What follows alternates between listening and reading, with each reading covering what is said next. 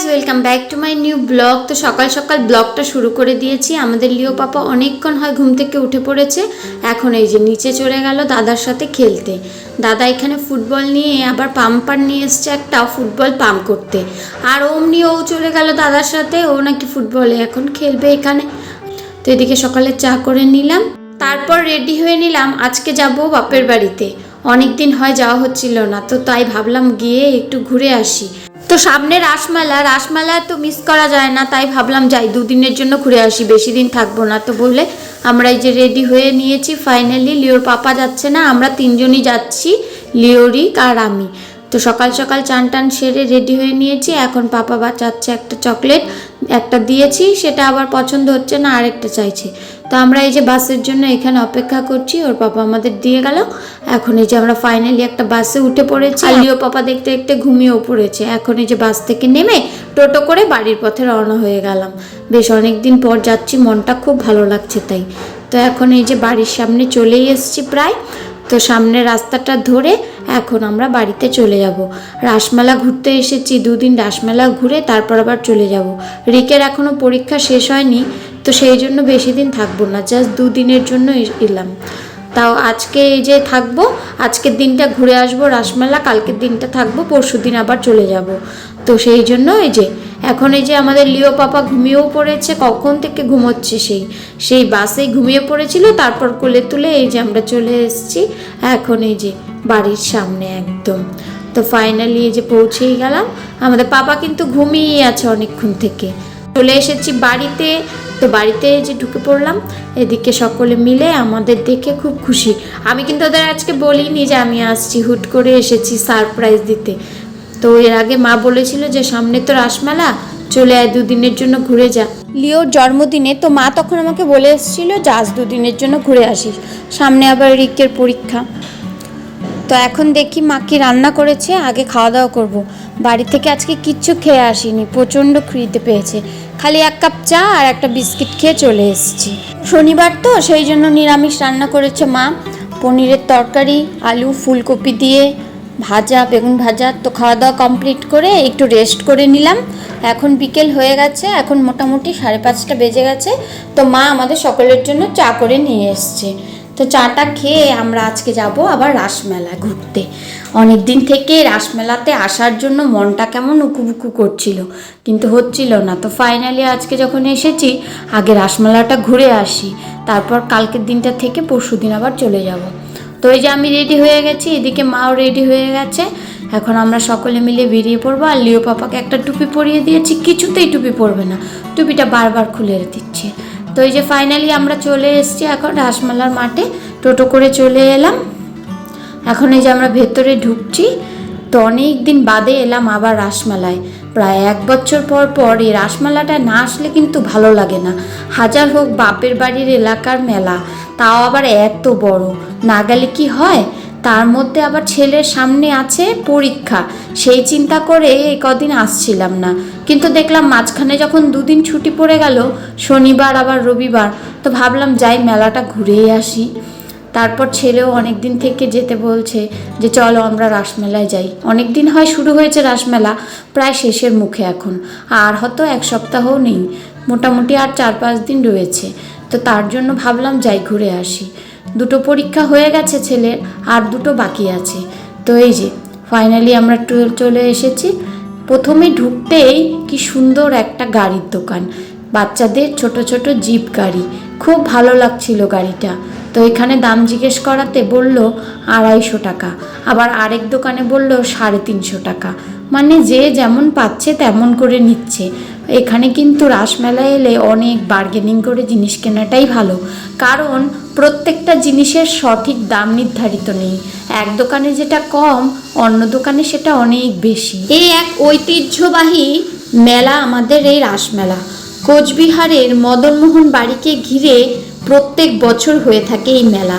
দীর্ঘ 100 বছরেরও পুরনো এই মেলা। এখানে প্রত্যেকবার ঠাকুর মদনমোহনকে ঘিরে এক রাসের আয়োজন করা হয়, সেই রাসটাকে ঘিরেই এই মেলা। প্রত্যেক বছর বহু শরণার্থী দূর দূর থেকে আসেন এই মেলা উপভোগ করতে। মেলার প্রধান আকর্ষণীয় বিষয় হলো কোচবিহারের মদনমোহন বাড়ি। সেই মদনমোহন বাড়িকে ঘিরেই প্রত্যেক বছর এই রাসমেলার আয়োজন হয়। বহু লোক দেশ বিদেশ থেকে আসেন তাদের পসরা সাজিয়ে এই মেলায় তাদের পসরাগুলো বিক্রি করার জন্য। তার মধ্যে সবচেয়ে 1 নম্বর পজিশন যেটা আছে সেটা হচ্ছে টমটম গাড়ি। প্রত্যেকবার আমরা যখন ছোট ছিলাম এই টমটম গাড়ির জন্য আগে খুব বায়না করতাম। এখন আমরা বড় হয়ে গেছি, তো আমাদের এই যে ছেলেপুলেদের বায়না শুরু হয়ে যায়। তো আমাদের লিও পাপার জন্য একটা কিনে নেব টমটম গাড়ি, তার আগে মেলাটা ঘুরে নেই। এখন যদি দেই তাহলে হয়তো হাতিয়ে সব ফাটিয়ে ফেলবে। এটার মধ্যে আবার একটা পাতলা চামড়ার মতো থাকে উপরে, যেটা ঢমঢম করে বাজে। তো গাড়িটা এখন কিনে দেবো না, আসার সময় কিনে দেব। তো এই যে ঢুকে পড়লাম। এই কোচবিহার রাসমেলার মেন উদ্দেশ্য হচ্ছে শীতের পোশাক। প্রত্যেক বছর প্রচুর দূর দূরান্ত থেকে, নেপাল, ভুটান অনেক জায়গা থেকে মানুষজনেরা আসে তাদের এই যে শীতের পোশাকগুলো নিয়ে বিক্রি করতে। এই শীতের পোশাকগুলো কিন্তু খুব কম মূল্যে এখানে পাওয়া যায়, সেই জন্য রাসমেলাটা একটু বেশি জমে। যদিও এখন অনেক পরিমাণে পয়সা দিয়ে তারপরে এই দোকানগুলোকে বসতে হয়, সেই জন্য এখন মোটামুটি অনেক লোকের আসা প্রায় কমেই গেছে। তার মধ্যে সবচেয়ে বিখ্যাত হচ্ছে কম্বল।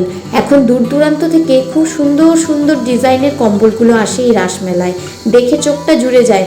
আমি প্রথমে ভেবেছিলাম একটা কিনে নিই, কিন্তু লিওর পাপা তো আসেনি, আর আমাকে যেইটুক টাকা কুড়ি দিয়ে পাঠিয়েছে তা তো বাচ্চার আর আমার এই ওটারটা টুকটাক জিনিস কিনতেই ফুরিয়ে যাবে। তো মাকে বললাম থাক, ওর পাপা যদি কাল আসে কাল একটা নিয়ে যাব, আর যদি না আসে তাহলে সামনের বার, এবারটা যে কটা আছে সে কটা দিয়েই চলুক। তো এই যে ভেতরে আসতে না আসতে চতুর্দিকে কত ছোট ছোট দোকান, খাবারের দোকান রয়েছে, রং বেরঙের বেলুন সাজানো, চতুর্দিকে নানান ফাস্টফুডের দোকান, বাদাম ভাজা রয়েছে, কত পপকর্ন। এইসব দেখে একদম লিও পাপা তো মুগ্ধ হয়ে যাচ্ছে, যেটা দেখছে সেটাই যাচ্ছে। মার কাছে লিও পাপাকে দিয়ে দিলাম। এখন আমি একটু ফ্রি, ওকে নিয়ে হাঁটাটা খুবই মুশকিল। তারপরে যে এখন চলে এসেছি মদনমোহন বাড়ির সামনে। এই রাস্তাটা ধরে একদম মদনমোহন বাড়ি গিয়ে ঠাকুরের রাসটা ঘুরিয়ে তারপর আসবো। এই লাইনটা পুরোটা ভরে গিয়েছে সব ঠাকুরের পোশাক আশাকের জিনিসপত্র, তাছাড়াও রয়েছে ছোট ছোট দোকান যেখানে রয়েছে সব ঠাকুরের জিনিস। তারপর রয়েছে ঠাকুরের সিংহাসন, ছোট ছোট ঠাকুরের মূর্তি, তারপর ঠাকুরের বাসন কোসন, তারপর আরও রয়েছে কত কি। যারা এই মেলায় না আসবে তারা জানতেই পারবে না যে কোচবিহার রাসমেলা এত উন্নত, এত বিখ্যাত। তো যারা দূর থেকে ব্লগটা দেখছো তাদের প্রত্যেকবার একবার রাসমেলায় আমন্ত্রণ জানাই কোচবিহারবাসীর তরফ থেকে। তো এই যে ফাইনালি আমরা চলে এসেছি ভেতরে। এইখানে এই যে আমাদের মদনমোহন বাড়ি, খুবই সুন্দর, চতুর্দিকটা সাজানো ঠাকুরের ছোট ছোট মূর্তি, মাঝখানে রয়েছে একটা জলের বিশাল ফোয়ারা। এটা দেখতে অনেক লোক ভিড় করেছে। আর এই যে সামনেই সুন্দর বড় একটা রাস, সেই রাসটা ঘোরানোর জন্য সমস্ত লোকের তড়িজড়ি, কে কার আগে গিয়ে রাসটাকে ঘোরাবে। তো লিও তো আমার কোল থেকে এখন মায়ের কোলে রয়েছে, যাই এই ফাঁকে আমি একটু রাসটা ঘুরিয়ে আসি। রিক আর আমি গিয়ে রাসটা ঘুরিয়ে আসলাম।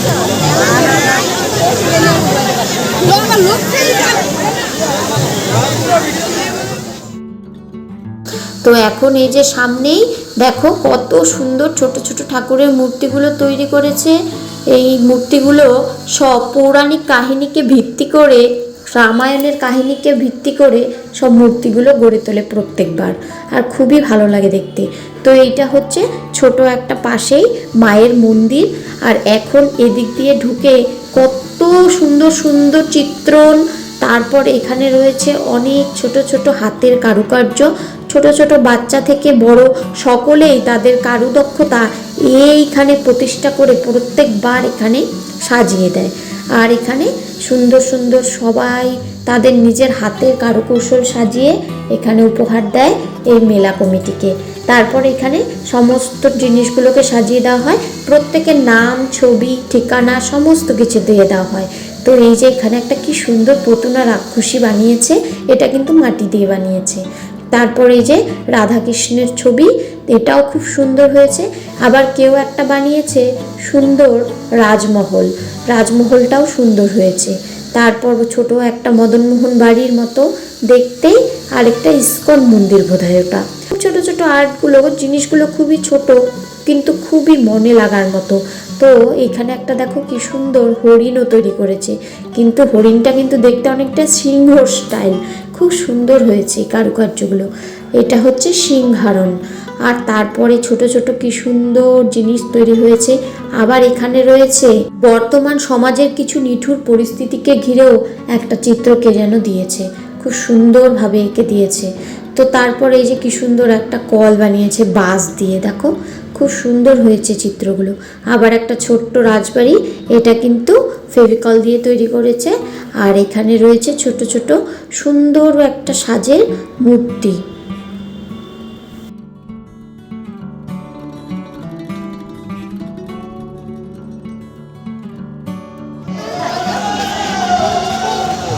তো রাসমেলায় ঢুকে এই যে মদনমোহন ঠাকুরের মূর্তির সামনে চলে এলাম। এটা কিন্তু আমাদের সোনার মদনমোহন ঠাকুর। অনেক বছর আগে একবার এই সোনার মদনমোহন ঠাকুরটি চুরি হয়ে গেছিল। তারপর এখানকার যে রাজা, সেই রাজার বোন, উনি জয়পুর থেকে এসে আবার সোনার মূর্তি গড়ে দিয়ে গেছেন, খুবই সুন্দর।